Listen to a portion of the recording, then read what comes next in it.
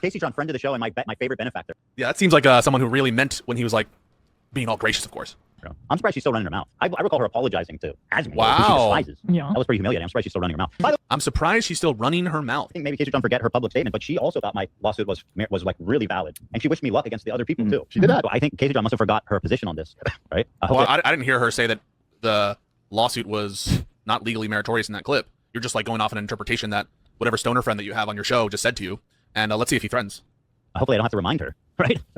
There we go. Hopefully I don't have to remind her. Well, what did she say there that could possibly be in violation Oh my God. of the settlement agreement that you all reached? Doesn't seem that anything you provided, or at least a legal mindset provided in whatever clip this is pertains to your lawsuit in the first place. Oh, look, it's Rose with 17. And so this is scum behavior. And any day of the week. Ethan looks like he's been munching down some amphetamines. Ethan is a misogynist. Let's go. Is this go east? This guy is a creep. Ethan is such a cool and nice guy. How could leftists turn a nice guy like this into their enemy? Jesus Christ.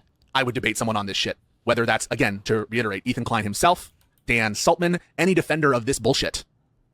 Guess what? We're allowed to have fucking opinions about whether or not we should be critiquing the ICE fascist agency running roughshod over civil liberties of Americans. We're actually allowed to take a position there. Now, would I spend all my time being like, if you don't speak up about ICE, you're necessarily a bad person, if your context is very removed, you don't need to... No. But we're actually allowed to fucking talk about whatever we want and to make these critiques without you trying to invoke your bullshit settlement to try. What did Casey Tron even say? What is this a reaction to? Oh, this guy is a creep. It's about legal mindset. Oh, because that's Go East thing could be him. Oh, that could have been about legal mindset then, true. To silence people. Fuck this. And 100%, this new, litigation threat fucking meta to try to silence opposition, clear what is the intent here. The intent is to cement a narrative and to have it ever grow, to be dominant over these people and to lord over them because of an infringement of the copyright statute. I'm not going to call that out. Of course I'll call that out. Of course I'll call that out. This is bullshit. And people defending that, I think it's sick. I think it's chicken shit to invoke the terms of a settlement agreement related to some bullshit copyright infringement that no one cared about other than Ethan for the purpose of getting back. I don't even know what Casey Tron did. Has anyone ever provided that clear moral wrong? Oh my God. Separate and apart from the nature of the infringement itself? No one. It honestly is so fucking... To me, it's pathetic that I ever was even like weaker than this on it. Because I had my doubts, but I gave so much charity. Every single bad position Pisco takes always mysteriously becomes stronger and stronger and stronger over time, no matter what evidence comes out. Like, I think Pisco feels more vindicated today over the Hassan stuff than he ever has been when it came time to when it came to that TSA whatever shit. Even though as time went on, it was quite obvious that Hassan's entire story fell apart and is bullshit. Like, Pisco for some reason feels like he's more correct today than he ever was on it. To Ethan Klein in that first video. And I kind of look back at the video and I cringe at how much charity I give. Because in retrospect, I think it's this lawsuit is not justified. These lawsuits, multiple, are not justified. And all of his conduct afterwards confirms my ideas of the motivations and confirms that this is sinister. God damn. What was the original Casey Tron comment? This doesn't count as politics also? I guess not. I don't know. Nobody has the original clip. Oh, nice. It's by that substance guy on Twitter, too. Holy shit. He's literally... What a king. Okay. Well. You got 2 seconds. Whoever just joined. What? Oh, fuck you then.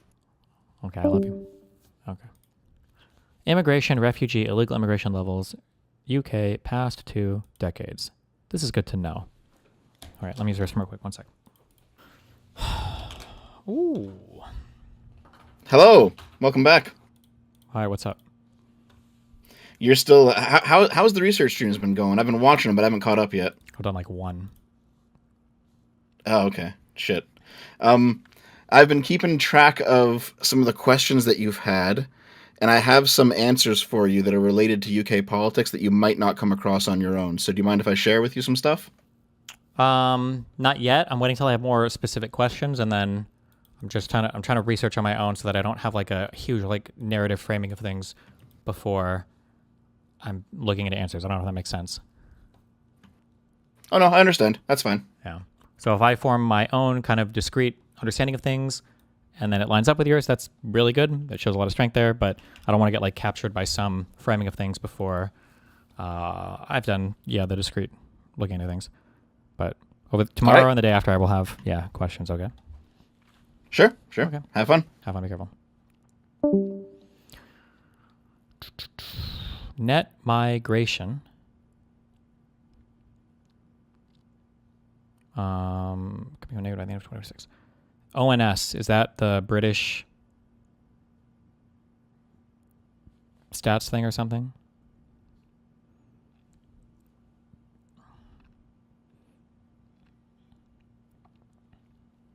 Yes, okay. Net migration to the UK, thousands of people. Brexit was... When did they actually fucking Brexit? Was January 31st in 2020.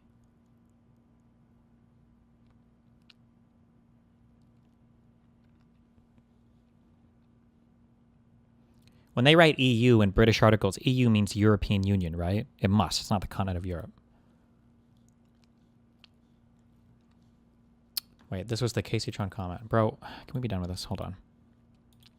It reminds me of whenever Amarath started wearing a cowboy hat, because that's whenever she started going like full Nazi, basically. She started wearing the cowboy hat. It's like whenever these Texas girls in like these Austin, Texas streamer circles start wearing cowboy hats, that's whenever you gotta watch out. They're about to start saying some really crazy shit. Ago. Or maybe nothing at all. She's like basically like, she's like a pick-me for like incel freaks. Like whenever like a bunch of like MAGA alt-right incel freaks start being like, oh, you're one of the good girls. You know, like, oh, you're one of the good ones. You're not like, you know that she probably has like weird incels donating her hundreds of dollars every, see, there's one right there. There's one right there.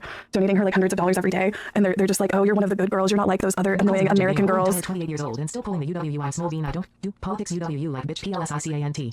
It's because, like, in my opinion, like, it's all a facade to appeal to the worst type of men. Because, like, really misogynistic, shitty incel, like, men, they like a woman that doesn't have any opinions. You know, they're like, oh, yeah, somebody that I can mold to have all of the same fucking right-wing MAGA opinions that I have. And then I think that she also plays into how a lot of incels will fetishize Asian women as being more docile than American women or, like, white women and shit like that. You know what I mean? It's, like, her whole platform is just, like, appealing to, like, the worst fucking men. And, like...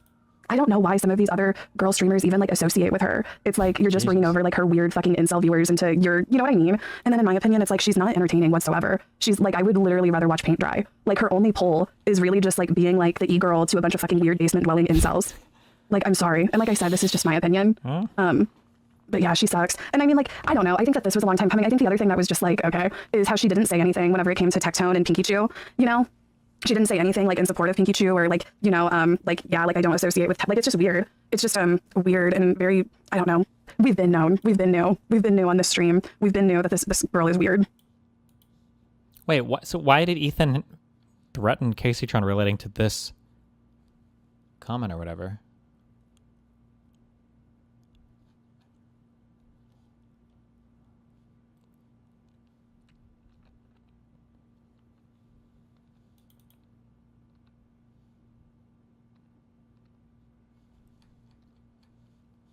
Don't make me dig into this.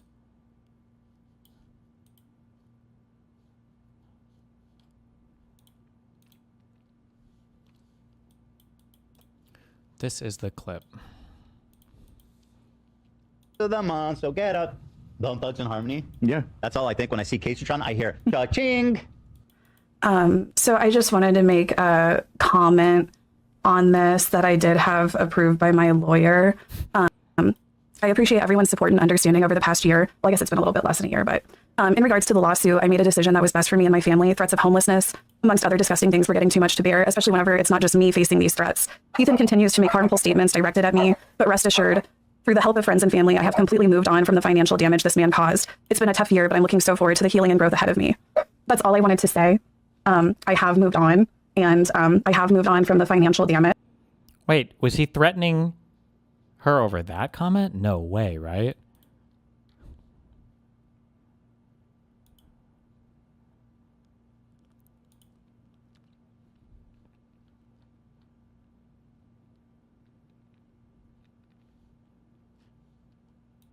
Wait, what was Ethan's response to that clip?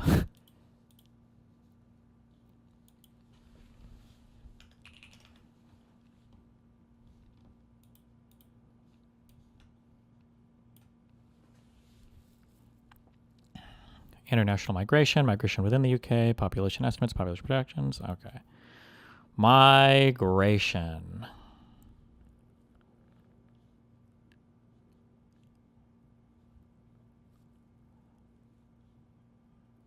Data sets. Table of contents.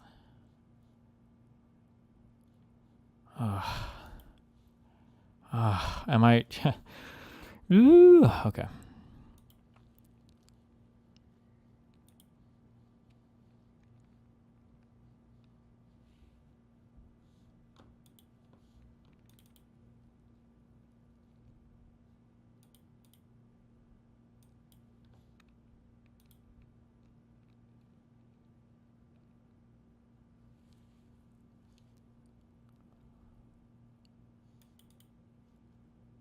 He's probably saying the comments are close to contradicting the apology. How?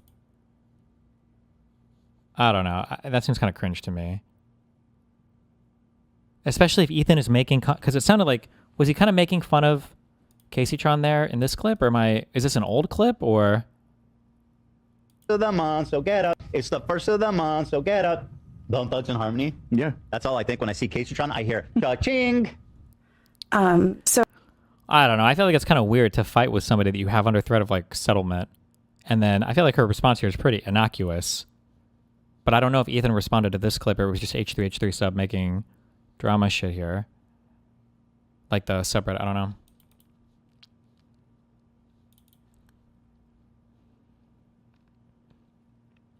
Is there not like an embed of this immigration data? Fuck me, I hate navigating every government website ever.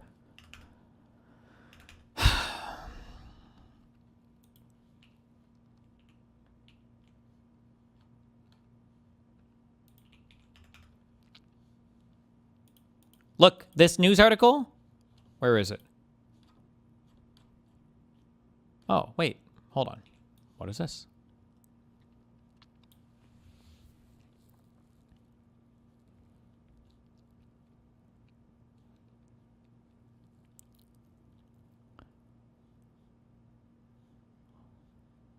God damn it.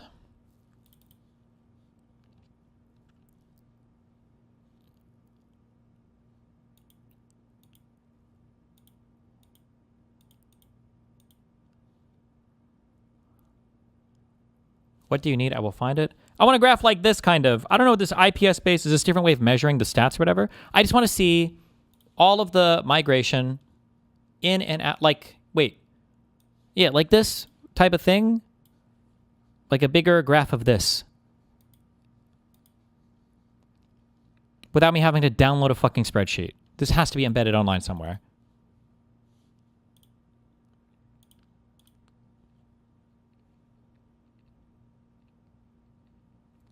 The clip you just watched is her talking about Ethan threat, not the other way around. Yeah, so... so when Ethan was saying cha-ching...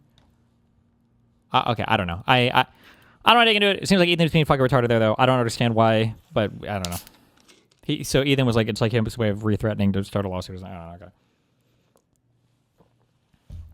Just download the spreadsheet. I don't have Excel download on this computer anymore, okay?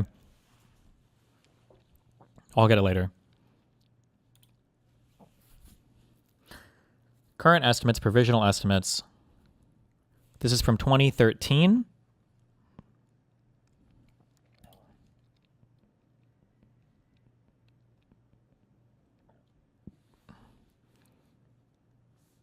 What is implementation of new methods?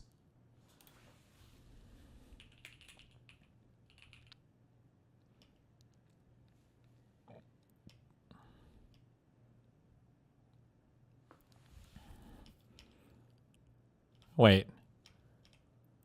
They didn't do... Did they dramatically change the way they estimate net migration? Is that why these numbers went up so much? No way, right? Certainly somebody would have brought that up by now, no? Or do they mean new methods of, like, allowing people into the country?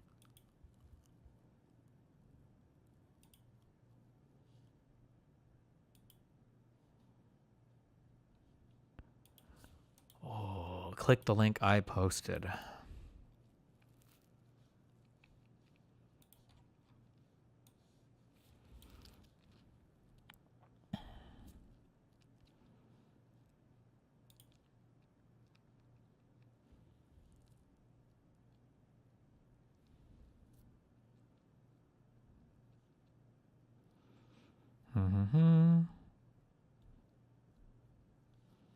Okay. Huge immigration right after COVID.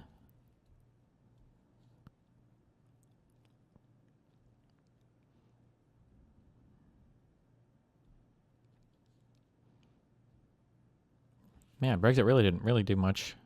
Well, if they Brexited in 2020, but then COVID kind of fucked everything up, I guess.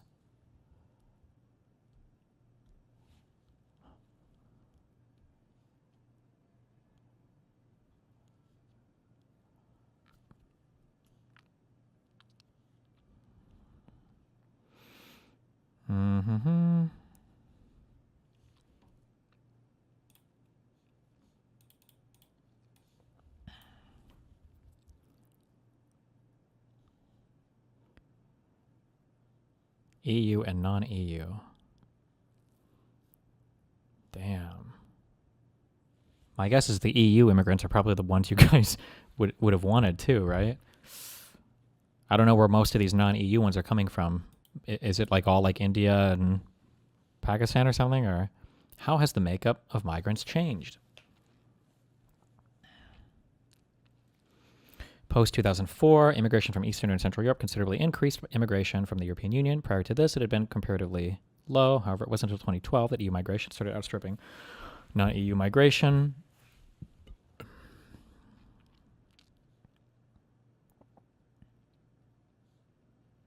Fuck, this stops at 2019, bruv. Brava.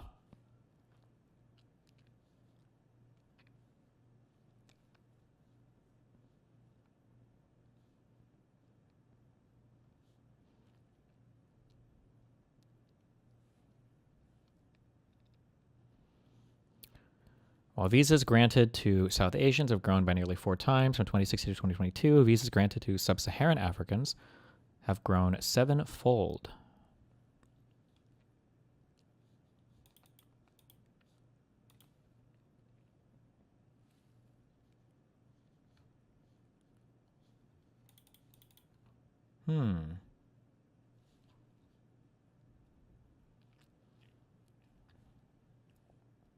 Proportion of work/study visas granted to dependents.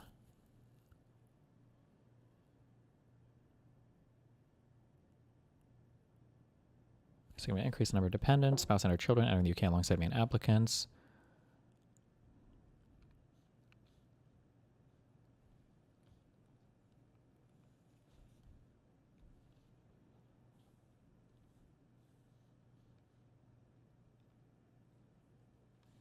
London. Oh no.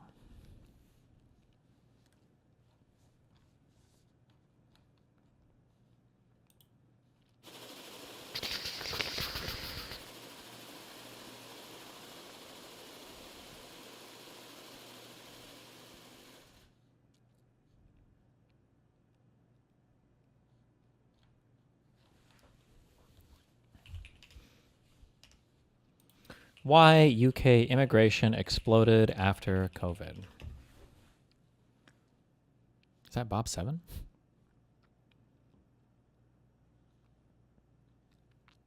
Has anybody written about this, or is there a good video to watch on this? Or article to read?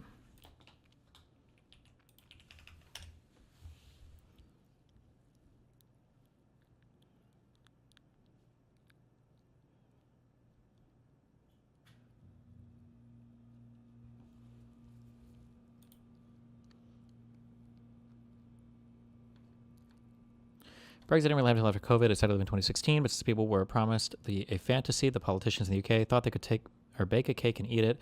Instead of that, they got nothing. They got completely cucked. No anti-immigration stuff, no trade deal, etc.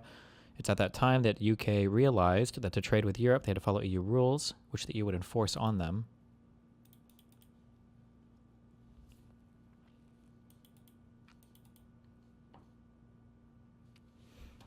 All right. Let's ask our AI overlords.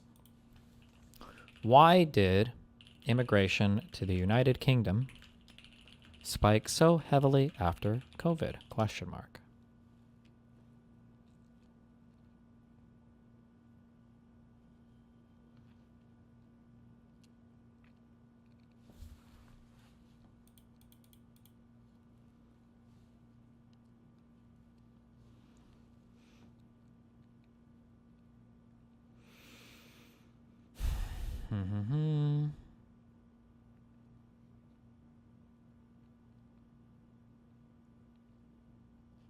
Okay, we've got COVID travel restrictions that ended.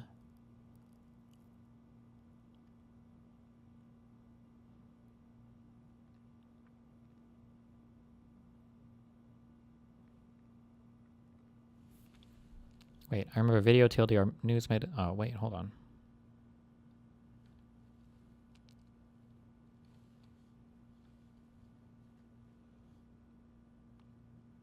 Liberalized its points-based system, making it easier for non-EU workers.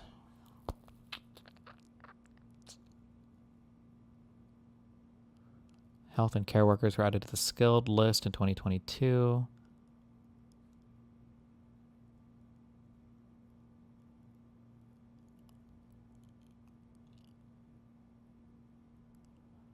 War in in Ukraine brought over 335,000 people between 2021 and 2024, and then Hong Kong, BNO stuff happened as well. Okay, well. In the past couple of Stop! years, immigration into the UK has skyrocketed. After a predictable drop during the pandemic, the total number of people coming to the UK essentially doubled, going from a pre-pandemic average of about 700,000 people to a peak of over 1.4 million in 2023. At the same time, the number of people emigrating actually fell slightly, which meant that net migration, that is the number of people coming into the UK minus those leaving, essentially quintupled from a pre-pandemic average of 200,000 to nearly a million in 2023. However, it looks like this trend is finally reversing. On Thursday, the Office for National Statistics, or ONS, published its latest data, showing that net migration in the UK had plummeted by 2/3 in the year to June, suggesting efforts to cut migration have been working. So in this video, we're going to dive a bit deeper into the data, having a look at why fewer people are coming to the UK, why more people are leaving, and what the political impact of this might be. The TLDR Black Friday sale is now on. That includes our biggest ever discounts on all products, including our coffee table book, our 2025 calendars, our colouring book, posters starting at $17.99, and much more. Find the full collection at toolong.news or by clicking the link in the description. Offer ends December 3rd. So let's get started by diving straight into numbers. According to the ONS's new preliminary... Ooh. Liz Truss, this was the joke that one guy made about her allowing immigrants to come in to help the economy, and she's the one who is uber conservative. Okay. Data. In the year to June 2025, net migration to the UK was 204,000 people. That's about 2/3 lower than net migration in the previous year, to June 2024, which stood at 649,000, and a drop of nearly 80% since net migration peaked at 944,000 in the year to March 2023, meaning net migration is back to around pre-Brexit levels. If we break down the net migration figure, we can see the total immigration, i.e. the number of people moving to the UK, fell to 898,000 people in the year to June, a decrease of 401,000 people from the previous year, while total emigration, i.e. people leaving the UK, rose to 693,000, an increase of 43,000. The overall decline in net migration was largely driven by a significant drop in non-EU plus migration, which fell to 383,000 people, and a continued gradual increase in the levels of emigration. Net migration of EU plus nationals fell to negative 70,000 people, continuing a downward trend since the 2016 EU referendum, and net migration of British nationals remained broadly stable at negative 109,000 people. It's not just Brits or EU nationals leaving the country either. The number of non-EU plus migrants leaving the UK also continues to rise. If we look closer at non-EU plus migration, we can see that study and work-related migration remain the biggest categories, but are on a downward trajectory from their peak. As such, the ONS says that the drop in non-EU plus net migration is primarily attributed to fewer people arriving on work and study visas and associated dependent visas. However, from the year ending June 2024 to the year ending June 2025, the only major migration category where net migration actually increased was asylum, which increased from 81,000 people to 96,000 people, making up 11% of all immigration. As for the countries of origin for non-EU plus immigrants, Indian, Chinese, Pakistani, Nigerian, and Nepalese were the most common nationalities, with study-related immigration the most common reason across those top 5 nationalities. According to the ONS, around 54% of non-EU plus nationals who moved to the UK in the year ending June 2025 were male, and around 46% were female. The vast majority, 87%, were working age, so between 16 and 64 years old, and around 12% were children under 16. So with those numbers out of the way, why is net migration coming down? Well, in response to the new data, Home Secretary Shabana Mahmood said that net migration is at its lowest level in half a decade, and has fallen by more than 2/3 under this government. While this is technically true, it is a bit cheeky. For starters, net migration had already been falling from its 2023 peak, driven, according to the ONS, by increasing emigration, especially of students who are leaving after arriving in large numbers post-pandemic. But more significantly, the most recent declines are largely a consequence of reforms introduced by the last Conservative government in early 2024, which restricted most overseas students from bringing dependents to the UK, restricting care workers from doing the same, and increasing salary thresholds for people on skilled worker visas. Notably, from the year ending June 2024 to the year ending June 2025, study dependents fell around 85%, and work dependents fell 65%. Mahmood, though, says that Labour is going further, and has recently unveiled a host of more hardline immigration and asylum measures, hoping to further reduce numbers with a view to fending off Nigel Farage's Reform Party. These measures include ending overseas recruitment of social care workers, reducing the list of jobs eligible for skilled worker visas, doubling the wait time to 10 years before becoming eligible for indefinite leave to remain, raising the English language threshold for visa applicants, and more. When was the current Labour government elected? Was it last year? 2025?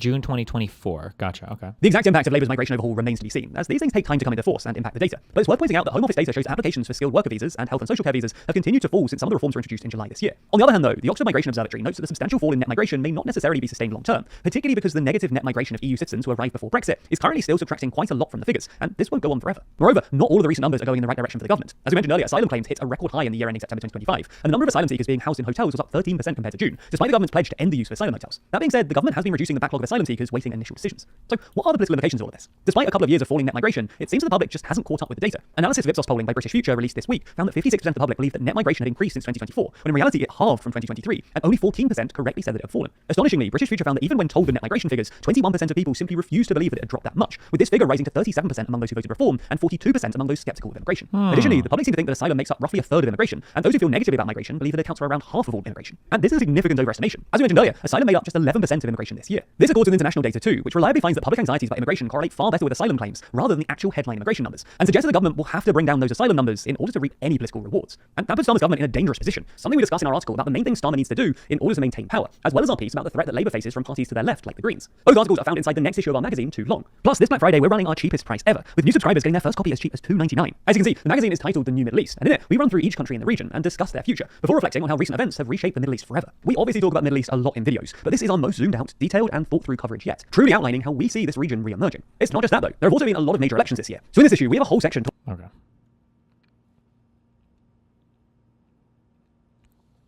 Hold on, I haven't eaten yet today.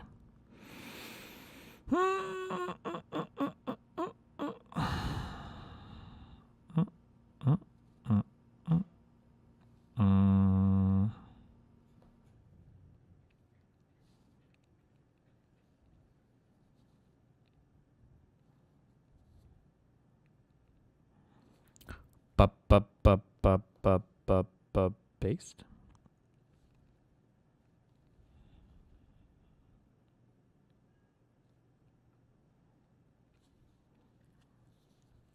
Okay.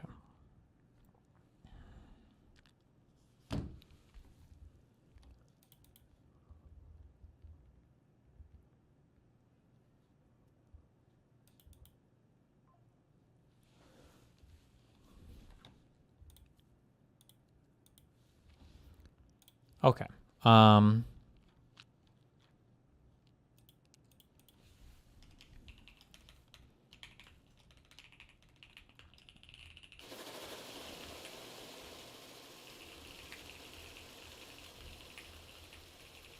I shouldn't say well, I should say completely failed.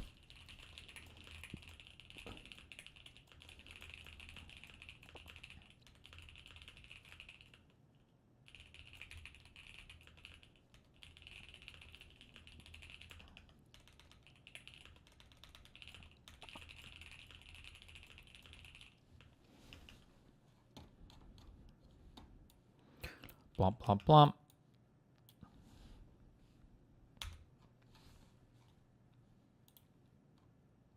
I think that's a fair summary. Fair enough. Get fucked.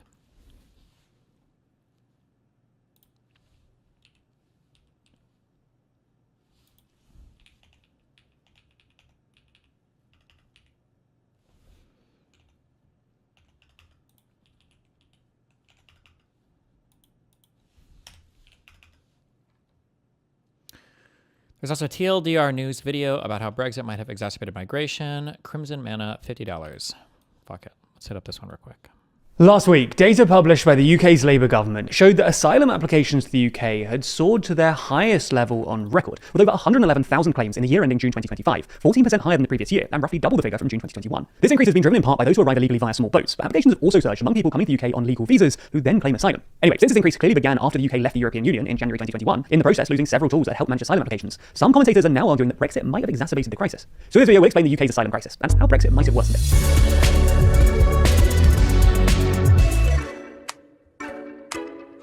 Long-time TOR fans will remember that back in 2020, we made a Brexit-themed colouring book. So for Brexit's 5th anniversary, we printed a definitive edition containing 25 images from the Brexit process, ready for you to relive through the medium of colouring pencils. Find out more and order a copy I by want clicking on the one. link in the description. So, let's get straight into Colouring. data. The UK is currently facing the highest level of asylum applications since records began in 1979, even slightly above the previous peak of 103,000 in 2002, caused by global conflicts in Afghanistan, Iraq, Somalia, and Yugoslavia. For most of the 2 decades after this, annual asylum applications remained relatively stable, with a slight rise after the 2015 migration crisis. However, since the end of the COVID-19 pandemic in June 2021, asylum applications have surged from around 40,000 annually to over 110,000 now. However, this isn't just because of a rise in small boats. There's actually an even larger increase in applicants who have travelled to the UK legally on a work, study, or visitor visa before applying for asylum later. In the year ending June 2025, an overwhelming majority of asylum claimants from Pakistan and Bangladesh, for instance, actually arrived on a legal visa. These countries, as well as India, have seen a massive increase in work and study visas since January 2021, when the UK left the EU and introduced changes to the immigration system. So on top of an increase in claimants from Pakistan, up 7... Okay, quick thing. Can I see a... is there a link to how many people, I know this said that tracked it day by day, how many people have come over by small boats in the past 5 years? This seems to be like a fucking horny ass talking point that the Constantine and all these weird reformers have, is the small boats. They love talking about the small boats. How many people have come over in small boats over the past 5 years to the United Kingdom? 79% from 2023, and Bangladesh up 42%. The annual change in overall applications has also been driven by an increase from Vietnam, 113%, Syria, 70%, and Sudan, 36%. Although these applicants did mostly arrive via small boats. All in all, so far in 2025, nearly 28,000 people have crossed the channel. Oh, nice. Yes! Okay. People crossing the English Channel in small boats. Cumulative total detected by year. By year. So that means that 21, 22, 23, 24. So 30, 60...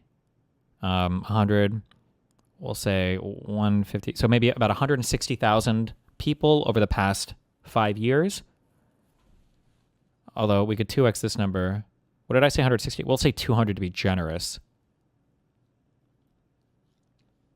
Over, what was the number of people that have come over altogether?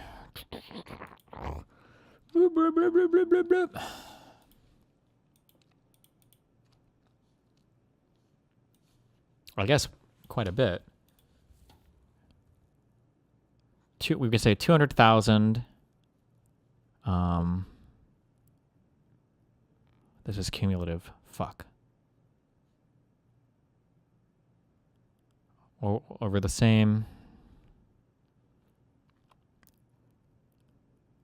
Fuck, I don't know what this is measuring.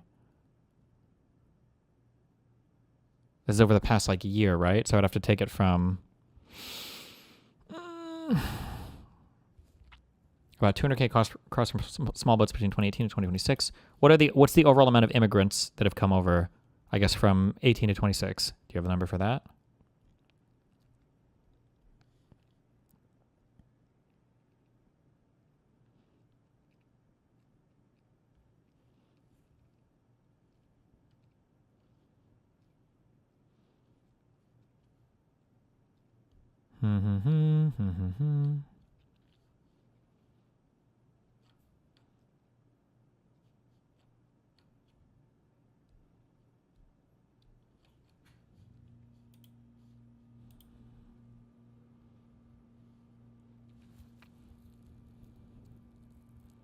Fuck. It's probably over like 3 or 4 million people, huh? That might be a little high. 2 or 3 million people? 8 million in that period? From 2020... Oh, I'm sorry. No, we were going 10 years back. Oh, shit. Okay. So 8 million came in, 200,000 from small boats.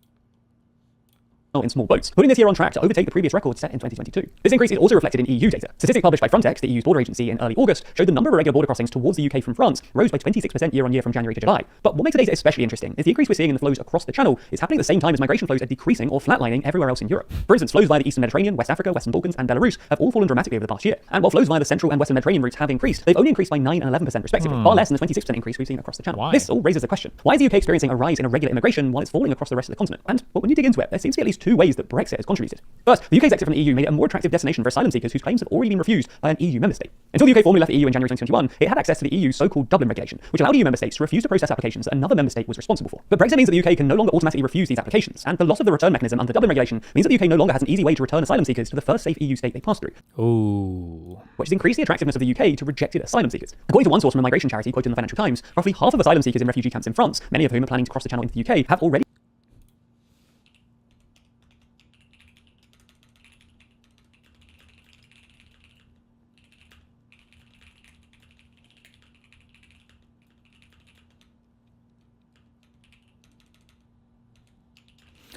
What was that called? The Dublin Agreement?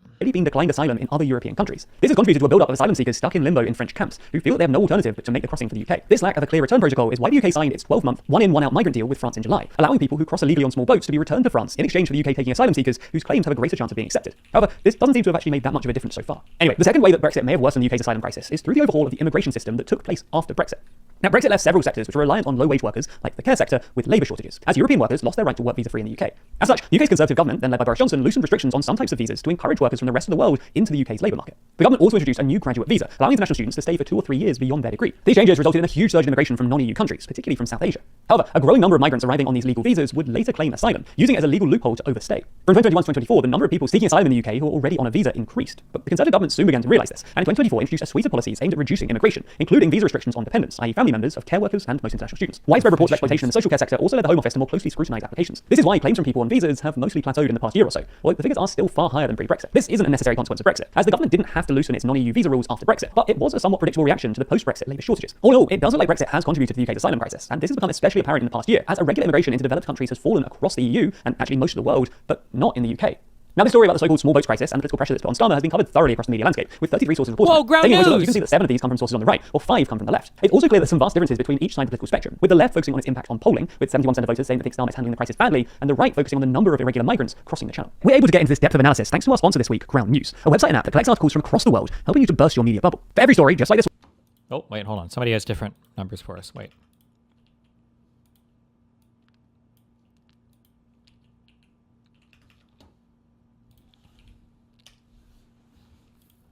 Cumulative arrivals over time, migrants versus boats. Cumulative arrivals over time, migrants versus boats.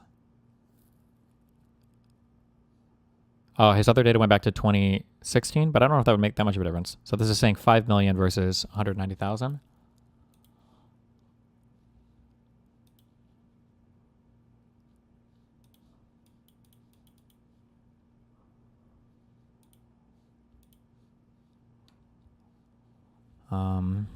I'll just chop this off to 5 million, and we'll say 200,000. Okay.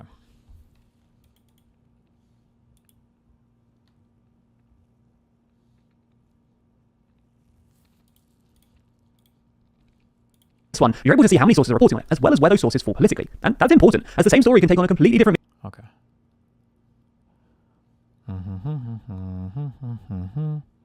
This was in 2022.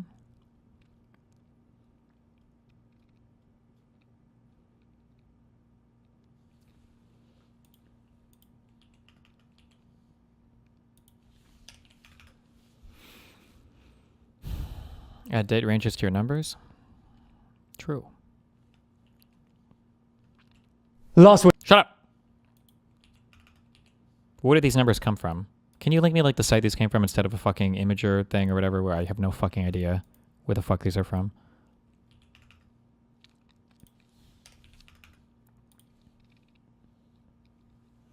From 2018 to 2026.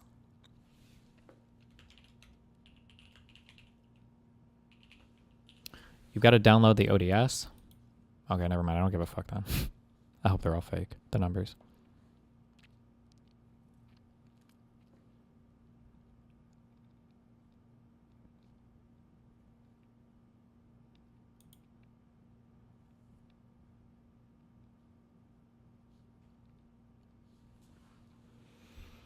Mm-hmm.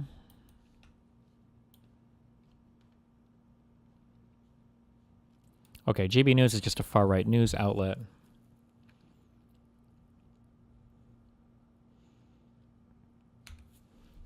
That's not that important.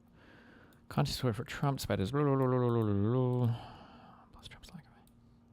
What does Constantine have to say about Trump and his foreign policy?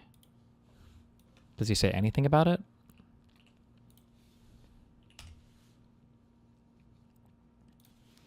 Constantine Trump foreign policy? Maybe.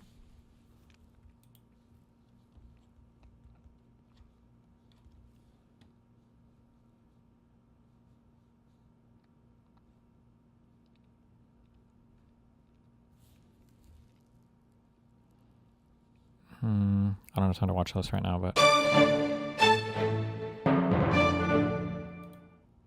Europe has made itself irrelevant and powerless in the world, and President Trump has finally recognized this fact and began to act accordingly. The people who broke up the Western alliance were the people that destroyed our economy, destroyed our industrial base, destroyed our... Bro, I'm getting... After reading so much about this guy's background, I feel like... I feel like this guy's a Russian asset. I don't know, man. I wonder if him and Lex Friedman go to the same fucking propaganda meetings.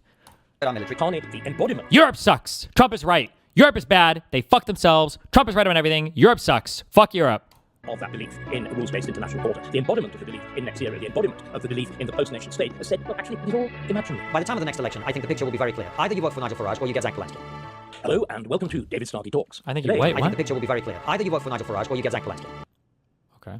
Hello, and welcome to David Starkey Talks. Today, I'm delighted to introduce my friend, Constantine Kisin. He's not always allowed out alone, so it's rather nice to see him. You'll all know him, of course, as the, dare I say, co-host of the wonderfully named Trigonometry. My own memories of Trigonometry, and here we can suddenly become, you're not quite an old man yet, but I am, and I'm allowed old man's reminiscences, going back to those early days of Trigonometry in an absolutely filthy and disgusting ex-pub, transformed into some kind of comedy venue in Islington, where there were carpets thickened with about 6 years' supply of beer spill as they adhere to the feet. All very, very different now. But we are in, are we not, Constantine? And we've seen it vividly in the extraordinary episodes at Davos. We're in a world that is almost as messy as that pub, in which there is a sense of a kind of detritus, a squatting in spaces that were formerly used for different things. And you've like this? made an extraordinary name for yourself, both as an observer, as a commentator, and as a kind of participant in all of this. What was your response when you saw that extraordinary, both vivid and decisive, and at the same time extraordinary rambling performance of somebody who's disrupted the world even more than you have, President Trump? What did you feel as you watched it? Well, I imagine that and I'm not just talking about the speech that he just gave, but the speech that Mark Carney gave at Davos. I imagine that as I watch what is happening over recent months, I'm feeling very much the same things that you must be feeling as two people who've been predicting that living in cloud cuckoo land eventually ends and the reality begins to make itself known.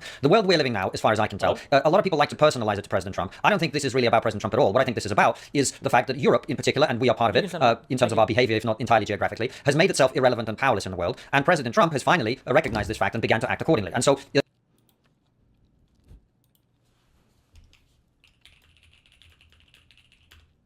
What positions do you hold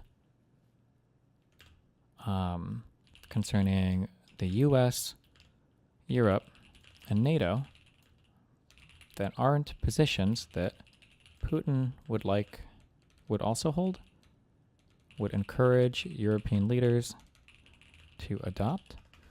I'm curious how he would answer that. A lot of people like to blame him for quote-unquote breaking up the Western alliance. The people who broke up the Western alliance were the people that destroyed our economy, destroyed our industrial base, destroyed our military, destroyed our ability to use our force globally, destroyed our global diplomatic capital and influence around the world, and who rendered Europe powerless and useless as an ally to the United States. And we saw, if you remember, cast your mind back only a year ago, when the latest incarnation of Trump came into office, very short... Wait, hold on one second.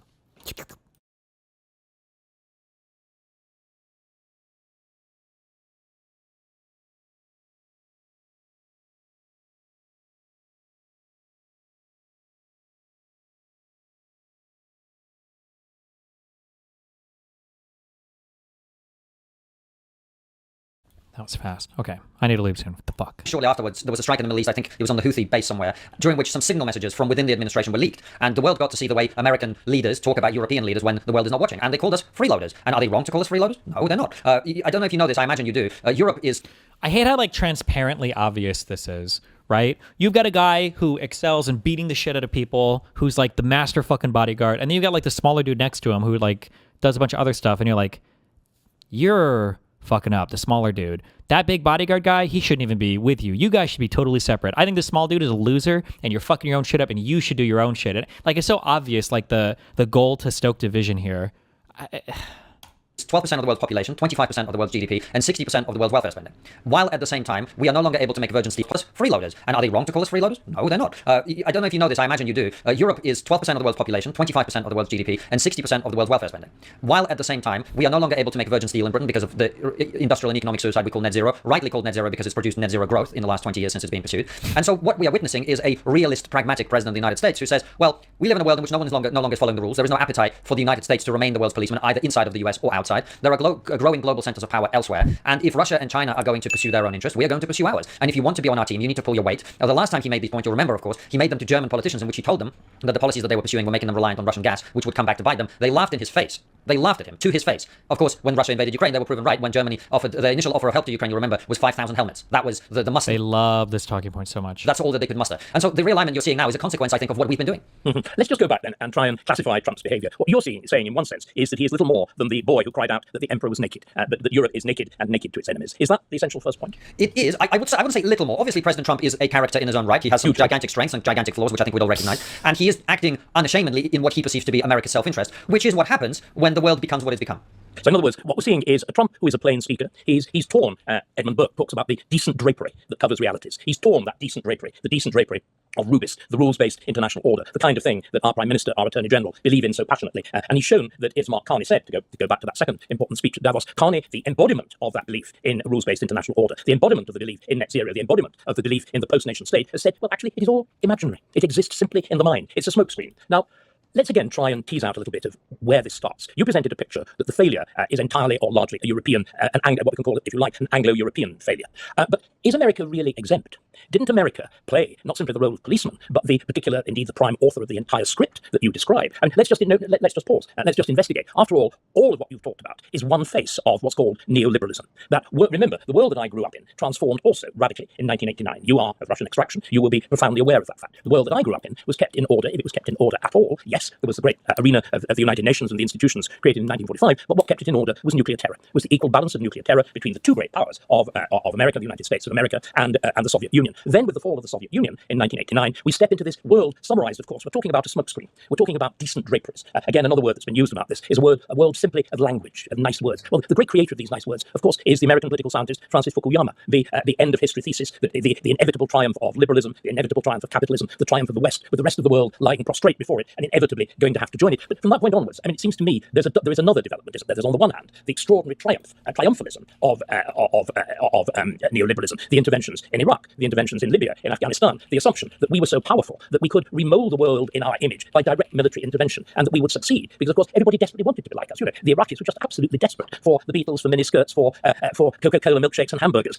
and it was the mere fact that there happened to be a few little local arrangements that, you know, a decent short war and the expenditure of a few $100 million would sort out. So, but America participates. America actually leads this. All the things you talked about, the wokery, the emphasis. America is deindustrialized as well. That's one of the things that Trump is on about. So the only difference, isn't it, frankly, between Europe and America, isn't the question of illusion, isn't the question of stupid policy. It's the fact that the American economy happens to have survived this process better because, if you believe, rather, in my view, stupidly, in absolute freedom of trade, the only person who benefits from absolute freedom of trade is the world's largest economy or the world's largest producer, which is why the British invented in the 19th century. But America is just as subject to all the forces that you talk about. They're all embedded in the Democrat Party, aren't they?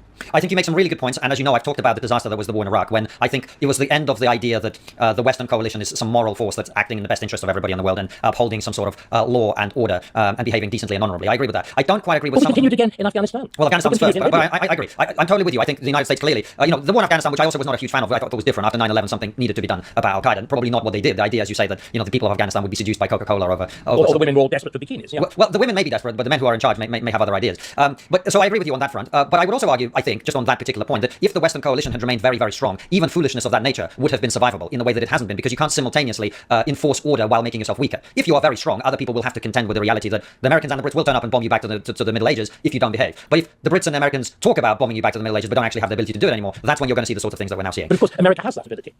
Where do they get these talking points from? I mean, besides the Kremlin, like, I don't understand how you can maintain this position. If you look at the conflict that America's been involved in over the past, 30 years, we kind of fuck shit up, right? Like, Saddam Hussein got fucked up. In Libya, Gaddafi got fucked up. we fuck shit up when we go out to do stuff militarily. We fucked up the Houthis when we bombed their shit.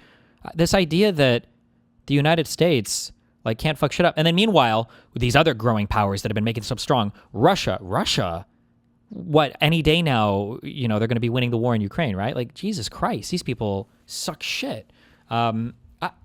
It's just such a weird thing to do this weird wall of like America and all these other. Oh, Iran, we fucked that shit up. Holy fuck, in a very impressive way too. It's just such a weird. I don't know where this is talking. We've made ourselves weaker and weaker and weaker. Like where? I mean, what I'm trying to get at, Constantine, I know. is what is the decisive factor. I'm about to respond, I promise you. I promise you. So I agree on much of what you say about those foreign interventions, which were foolish. I do agree. But I don't agree about some of the other stuff, because in the United States, the Democrats may have talked a very good game about green energy and net zero and all of this stuff. But really, in America, none of the stupidity ever took off. The Americans never made energy prices very high in their own country. They never ceased to produce their own energy. Yes, they deindustrialized somewhat, but that wasn't hugely.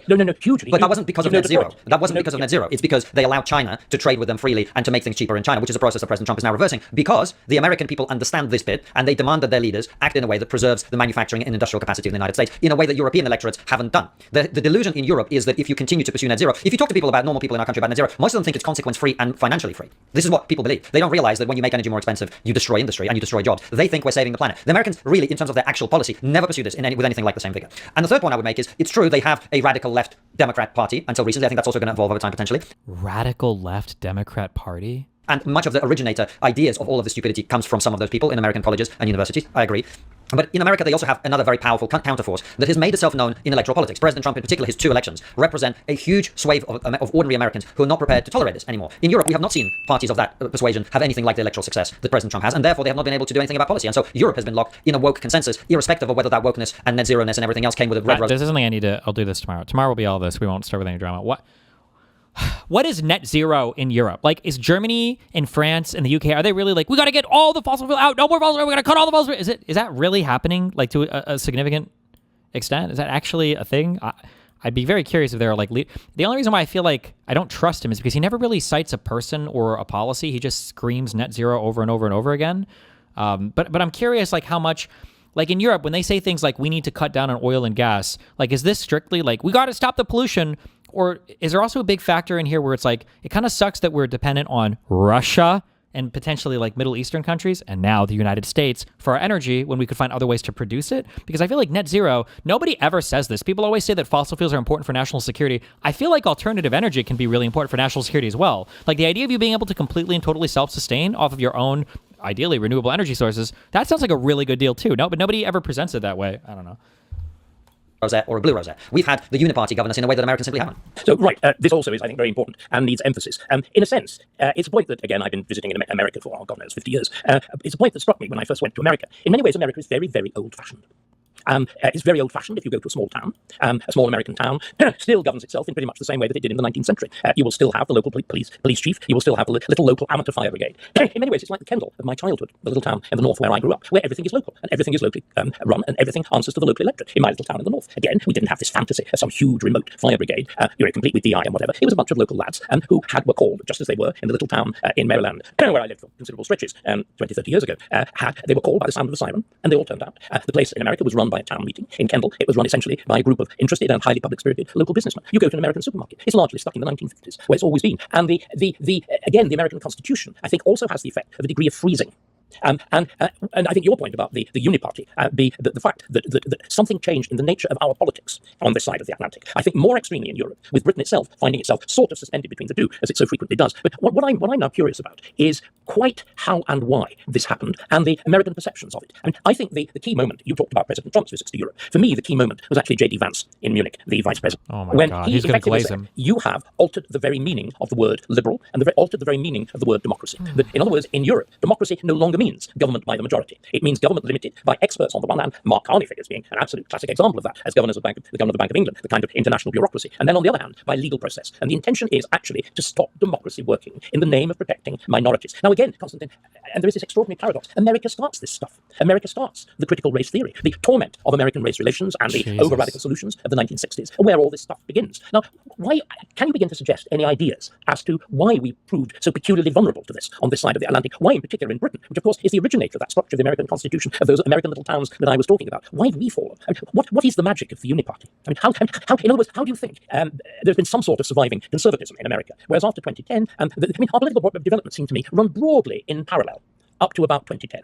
And then there is this very, very sharp divergence of pattern. I mean, everybody points out the resemblances between Clinton and Blair and whatever, the striking similarities between Margaret Thatcher and Ronald Reagan, really striking political parallelism. And then it starts to diverge. Is it really as straightforward? I mean, the only thing I can think of off the top of my head, it really is genuinely a product of Blair's fascination with Europe and determination that we would follow the European path, where there was, again, that deliberate avoidance of ideological separation. Is this like the Mearsheimer of the UK? Once you've actually quelled communism in the immediate aftermath of the Second World War. Are we really looking at this man at the new Labour years? They do seem to be the watershed, as far as Britain's concerned. Well, perhaps, but I'm going to quote a man that I greatly admire and respect, whose friendship I've enjoyed for some time, a man called Dr. David Starkey. You may have heard of him. And one of the things I recall you saying in one of the interviews we conducted on trigonometry, or perhaps elsewhere, in fact, maybe in a private conversation, is that one fundamental difference between the American right and the British right, and perhaps the European right more broadly, is the British right is, in particular, the British conservative movement, is about preservation of tradition, whereas the American right is much more often about values which are often religiously infused. And so I think this is part of the reason that Europe reacted differently and inhaled these stupid ideas with much more vigor than the Americans themselves did, because there came a moment when we were told effectively that our past is evil. And therefore, how do you preserve something that's evil? The Americans don't quite have the same problem, because they say, well, we have our values. We have our ideas about what's right. But the left in America say they're wicked, that the values... But that's fine, but the right in America say, no, they're not. They say our values are actually the right ones. Family, family... It's just going back to the survival, isn't it? Of, if you like, not simply two nominal parties, but two very, very distinct approaches. Yes. In other words... Jesus, they really are. They're like, this is like 2016. Is all UK politics ready to revert my mind a decade? And now like, I'm in the UK now.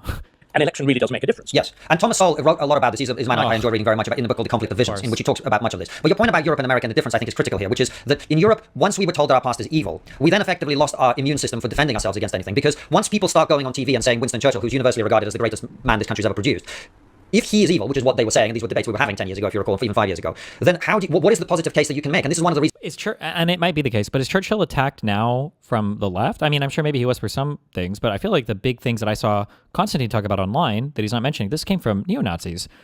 It was that like these people were the villains of World War II and everything. Maybe the left was shitting on him before. I can never tell how much the degree compared to in the United States.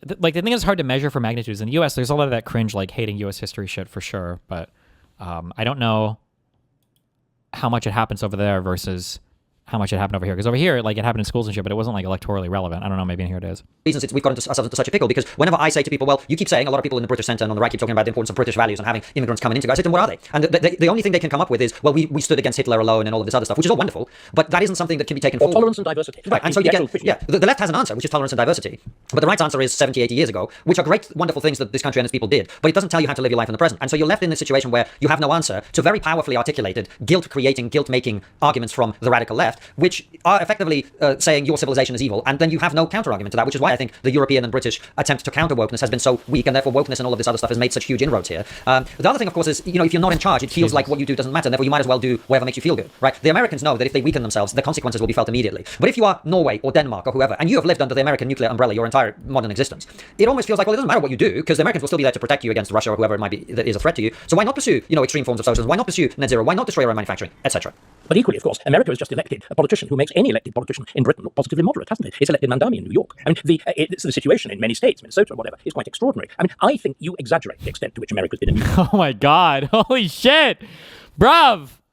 Is this what Europeans feel like when Americans talk about their politics? Jesus. But let's just agree to differ on that one and move forward. Can we just zoom in on those two examples that you gave, because I think they're quite particular. So New York, where a lot of the radical left is coming from, has its own problems, much like the problems we've had in London until recently, when house prices are now plummeting, and perhaps we'll address some of those issues. But the cost of living, you and I think, are reasonably successful, doing well for ourselves. People, I feel incredibly poor when I go to New York because it's so expensive. So the radicalism of young people in New York is a product of that specific thing that's happening in a specific city. Minnesota, totally different conversation, which is a demographic issue. If you import people from a particular place, they will bring those values with them, and if they're allowed to live in a ghetto in which they maintain those values, they will impose those values. But the rest of America has absolutely withstood the woke assault in a way that we have not. Well, it's like New York versus the USA. What are you talking about? I thought the woke was taking over everything before, but now maybe because they elected Trump, I guess. Okay. So in which they maintain and the whole Democratic Party is radical. Those values, they will impose those values. But the rest of America has absolutely withstood the woke assault in a way that we have not. Well, I remain because it's so expensive. So the radicalism of young people in New York is a product of that specific thing that's happening in a specific city. Minnesota, totally different conversation, which is a demographic issue. If you import people from a particular place, they will bring those values with them, and if they're allowed. Minnesota, they're like 100,000 Somalis? Oh, well, to be fair, Minnesota, I don't know what the population overall of Minnesota is.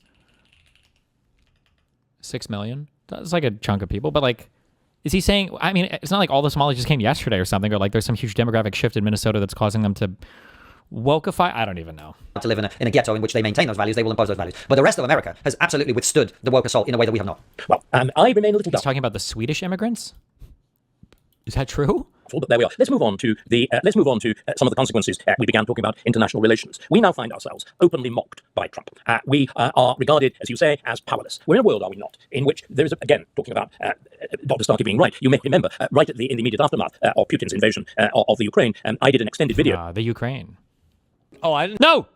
I see you. I see you. You're good. I see you. I see you over there. Okay.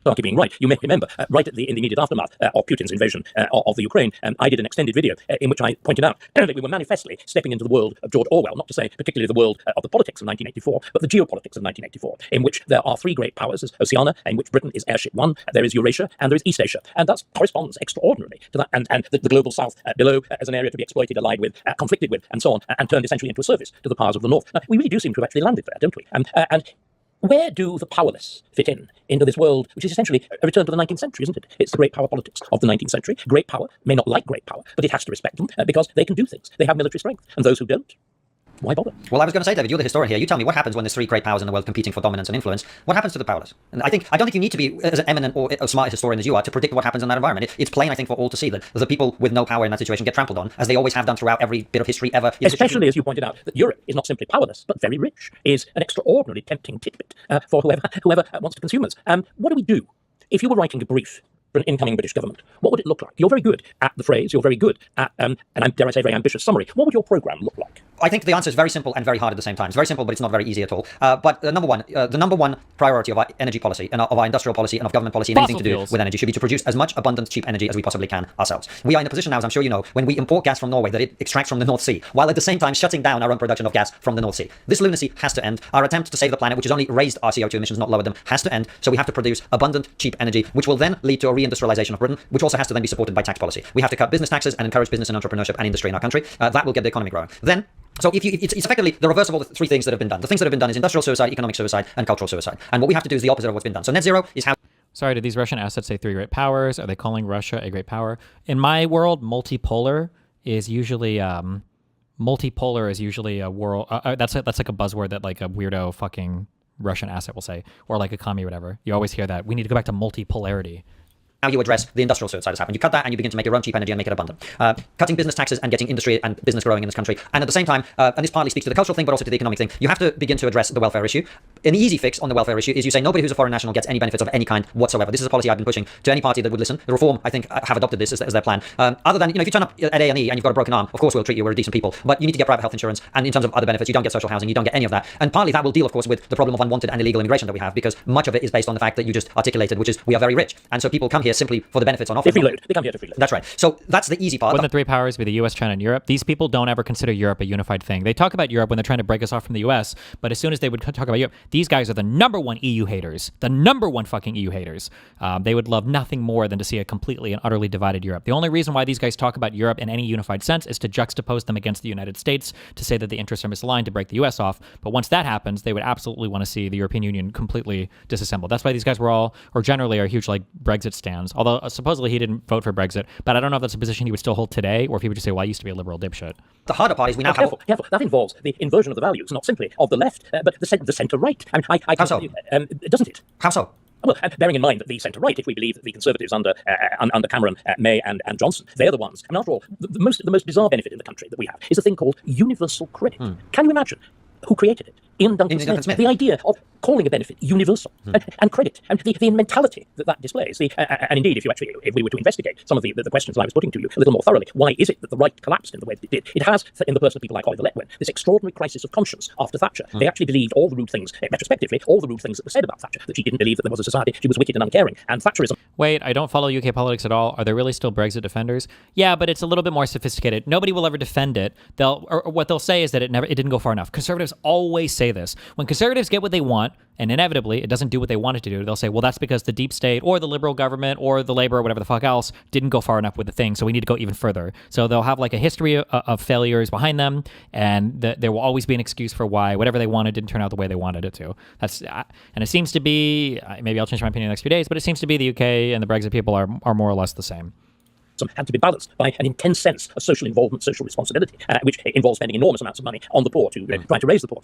So I think that you're talking now about arguing not simply with a reform kind of Cameroon conservatism. You're talking about taking on the whole argument about the British state since 1945, arguably welfare reform from 1906, from the moralistic movements of the 19th century. And you see what I mean? I do, but you asked me what works, and I'm telling you what works. So right. So what, but I suppose it's really you've talked about the economy, you've talked about defence and energy policy and so on. You haven't yet talked about culture. That presumably is the thing where finally we've got to say to people, what do you actually value? Do you want your lifestyle to be able to continue? You to be able to persuade them that it is at risk, as you are very effectively saying that it's at risk. How would you do that? I mean, it's extraordinary. I mean, bearing in mind how long we sailed in this particular vessel. I mean, remember, Charles Dickens in one of his novels has this wonderful figure. Are you familiar with Mrs. Jellyby?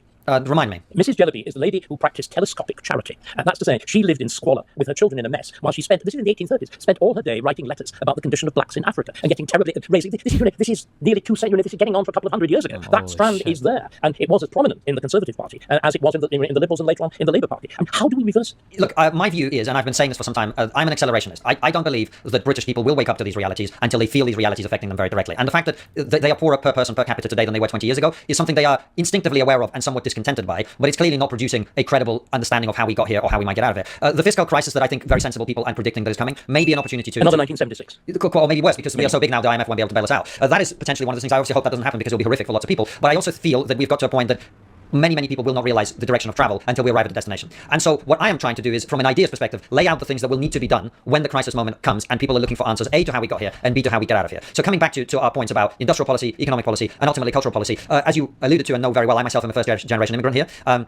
I have, I think, a sensible immigration policy which welcomes people who are likely to be net contributors to our country, with whom there is likely to be cultural alignment, who are likely to behave in ways that we would approve of and will over time become British. And, there's obvious examples of this, even very recently. I don't know, are you aware of any Hongkongese grooming gangs there? No. Or of any Ukrainian street gangs that are robbing people in the streets of London of their phones? We can see that even significant numbers of people coming, even in a short period of time, which is not necessarily something I'm advocating for. I think we've had quite a lot of immigration, frankly. It's time to slow down. Nonetheless... But it is virtually stopping.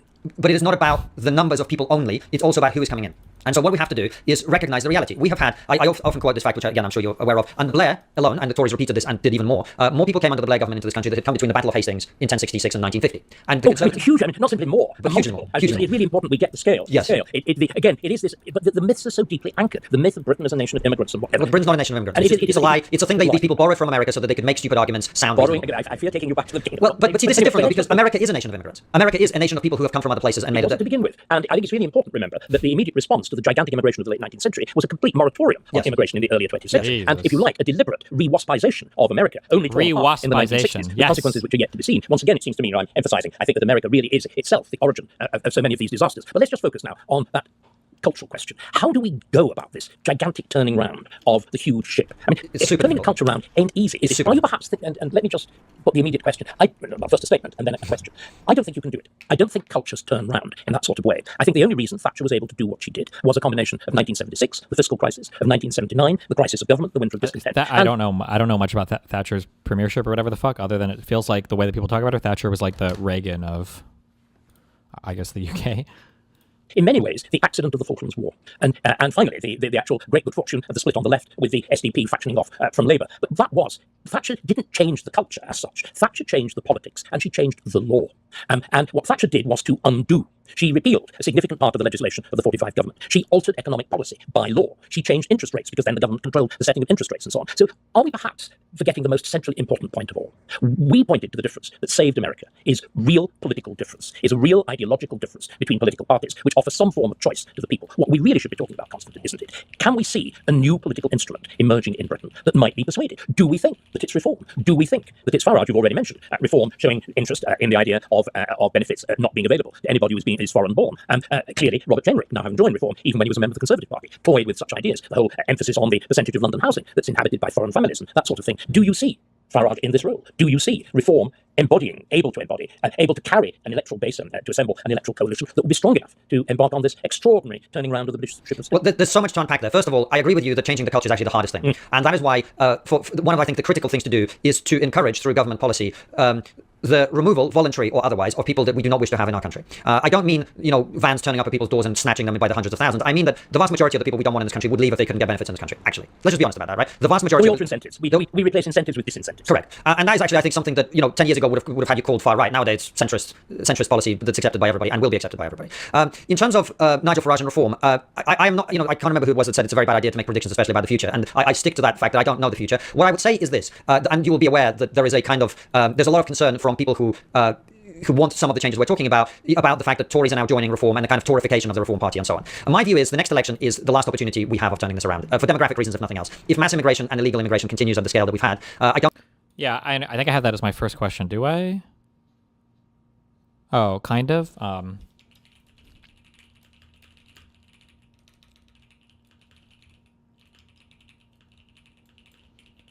Yeah, I mean, like, this is just like a far-right person talking to a far-right person. Or you could call him, I guess, a right-wing person talking to a right-wing person. But it's... When did he have his little rightward journey? Like, was he a supporter of Brexit and UKIP? And no, he said he didn't vote Brexit, right? So he wasn't that back then. Was UKIP after the Brexit Party? Did he support like UKIP and now he's supporting Reform? Like, it's crazy that these guys aren't conservatives, but they seem to be voting for or supporting the most conservative people. UKIP was before Brexit? Okay. They seem to be supporting the most conservative people they can. I don't think 10 years from now, people with our views or the views that we're talking about are ever going to stand a chance of being elected in the first place, frankly. So it's the last opportunity. Now, from that pragmatic reality follow a number of obvious conclusions that I think a man of your intelligence will see, which is that there's only one party who is attempting to say anything about anything to do with the things that we're talking about along these lines in British electoral politics, and that is Reform, and that is Nigel Farage. So why is he having lots of Tories join? Well, it's obvious. I think a lot of people, our cultures are so intermeshed now with America, a lot of people start to think like Americans about British politics, which is, of course, very, very counterproductive, because Donald Trump was able to be elected with 5 or 6 people in his leadership team. Elon, J.D. Vance, Tulsi Gabbard. I think a lot of people, our cultures are so intermeshed now with America, a lot of people start to think like Americans about British politics, which is, of course, very, very counterproductive, because Donald Trump was able to be elected with 5 or 6 people in his leadership team. Elon, J.D. Vance, Tulsi Gabbard, Vivek Ramaswamy, RFK Jr. Scott Bessent. The key figure, the person who actually is making Trump work is Bessent. Yes. In Britain, you have to field 650 candidates, of whom more than 300 have to win their constituency races, which are just not remotely like what the Americans have to do. And so Nigel Farage, I mean, they're kind of supposed to do it in the United States as well. We've just decided our Congress is just not a real thing anymore. So, I mean, like, it's supposed to be that way in the U.S. You're not supposed to be able to rule as a fucking king. It's supposed to be you guys, but... Okay. To have enough people that are going to get elected in a constituency, and that means they have the infrastructure, the network, the profile, etc., etc. And he needs Tories to do that. Another reason, of course, is once he is elected, he needs people who at least have been in government and know how it failed the first time, as Trump failed the first time, right? And so how do they then take that information and incorporate it into Reform? Those are the reasons. I read the Federalist Papers on the plane, and it's scary how one-to-one this is. It maps on the parts about foreign powers dividing alliances and states first to gain power or starting civil wars. The Federalists were obsessed with that. Maybe that was like commonplace in Europe in the whatever the fuck, Dark Ages, Middle Age, I don't know what the fuck. But yeah, the Founding Fathers spoke about that a lot, about other nations coming in, forming alliances with parts of the colonies or whatever else, and then using that to destroy and fight with each other. Yeah, and then it is funny to see that strategy played out all the time with I guess, Kissen and all these other, Russian assets. Reasons that he's doing it. So if the Middle Ages, I don't know what the fuck the Dark Ages were. Aren't the Middle Ages called the Dark Ages because nothing happened, but stuff did happen and people don't like that term. Can I just add whatever? Another one. Of course. Pre-USA. Listen, 1776 is the only year that really matters. Okay, that should be 0. That should be the year 0 right there. And I think it is the absolute fundamental one. I suspect I've toured around more reform associations than you've done. Sure. Pisco's having a weird cope session going on right now. I think it finally broke. Yeah, I haven't covered that. Maybe I will tomorrow now. But yesterday in Pisco's Discord, Pisco basically is maintaining that the Adam, Mockler, and Hassan conversation was a huge W over all of his criticizers, because Pisco's of the position that everybody thought that Pisco would be worse in a conversation with Hassan than Adam Mockler, and the fact that Adam Mockler was soft in the conversation vindicates everything Pisco said. I have no fucking idea where that chain of thinking comes from, other than maybe Gisticle mind raped him into believing this stuff, because that's like 90% of his fucking community now. But yeah, so apparently Pisco is on his stream doing a huge victory lap about how correct he was. I don't know who was ever saying that Pisco would have a easy conversation with Hassan, but that's his MO right now. That's what he's obsessing over. Yeah. In my work with popcorn, I have a very simple trick. As you well know, you have a rather different style. I believe that one of the essences of public speaking is pantomime. You used to do it in the days when you pretended to be a comedian. DGG was saying this. I think DGG was hoping that Adam Mockler would have a more challenging conversation with Hassan, but weren't most of the threads that popped up before that debate saying like this is probably going to be a friendly conversation? Unfortunately, isn't that what most of the threads popping up were? As you well know, one of you were rather.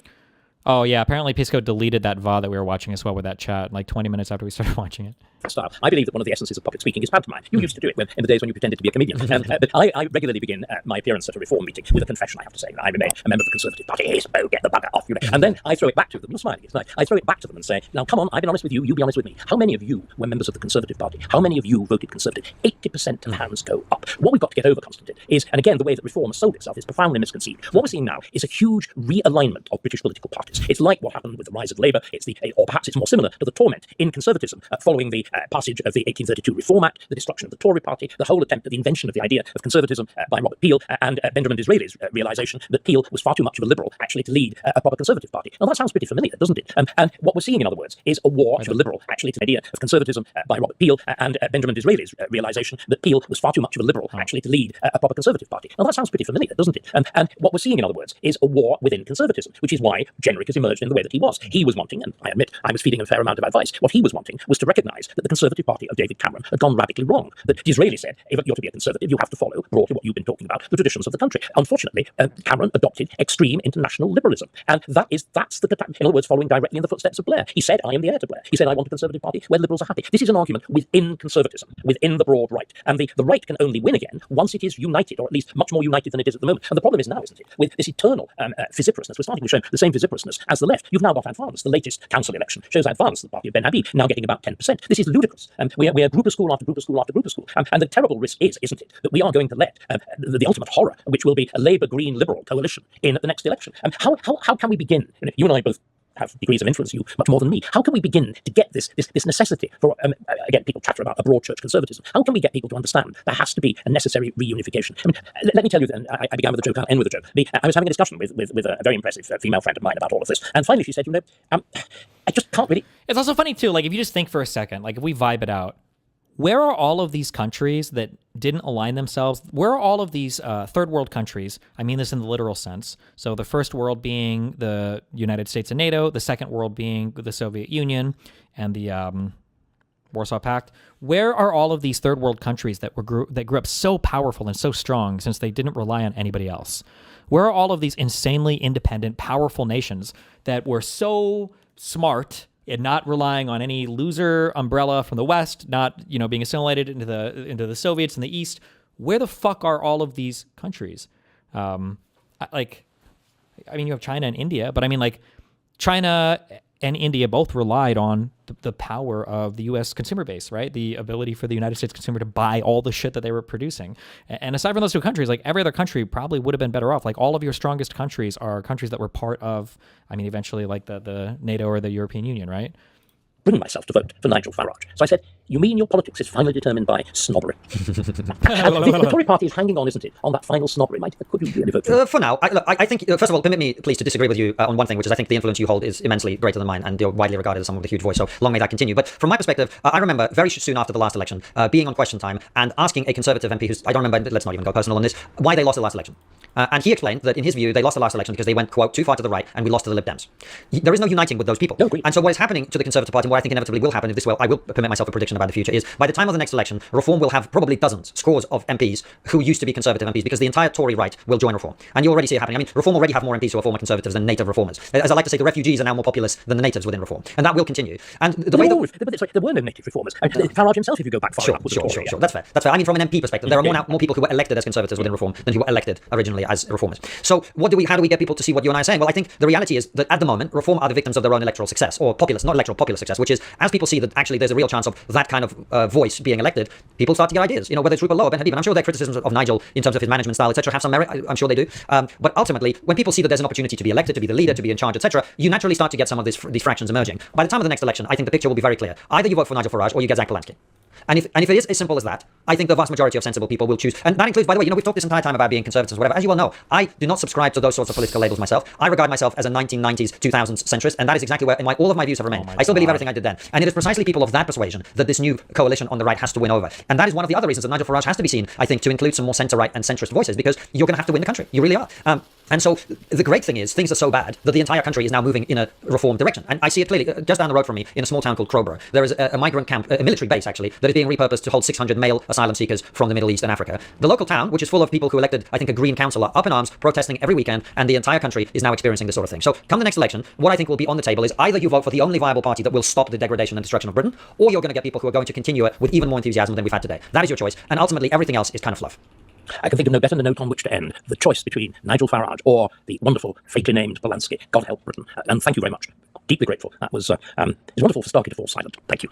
That almost happened in this conversation. It almost happened, but it's always a pleasure. As you know, we've had you on trigonometry a number of times, and Will again, great admirer of your work. I'm so glad you are now a fellow YouTuber among your many other qualities and things that you do. And it's great to see you getting your voice out there, unfiltered, and saying what you have to say. And also, one of the other things I think is there's become this very cozy thing where people talk to each other, have each other on each other's shows, and never challenge each other or have any sort of disagreement. Actually, the fact that you and I have pushed back on each other's ideas and you've challenged me on some of my thinking. Okay. We'll do more of this tomorrow. All right. I'll let you go. Oh, wait. Let's connect.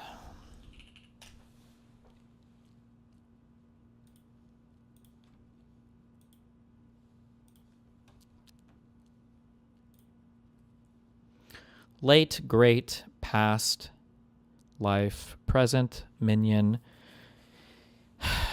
Infinitive has to be verb tenses, right? Perfect, solid, Dodgers, excused, background, absent, audits, history, and few.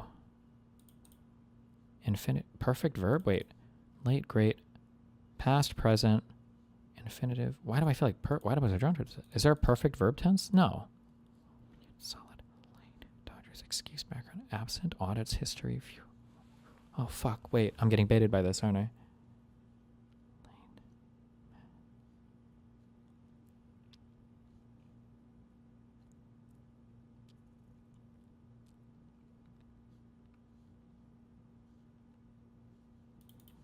Attendance. You can be late, excused, present, or absent. Ooh, that was a good one. Good bait. Fuck off. We got him. Okay. Oh,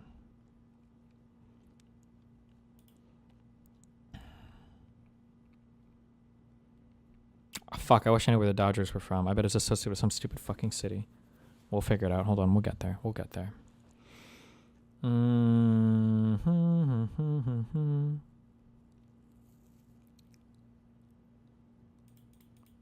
This has got to be the yellow one, right?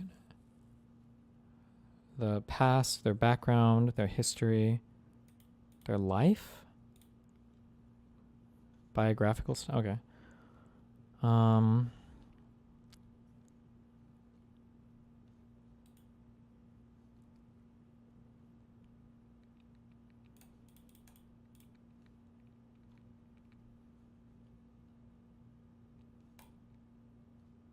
Things that you say, like sigh of relief or affirmatives, I guess? Few doesn't. Okay. Commentary about your connections results. Okay.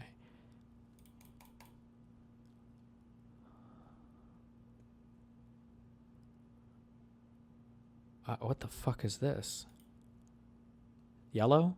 Car brands plus 2 letters.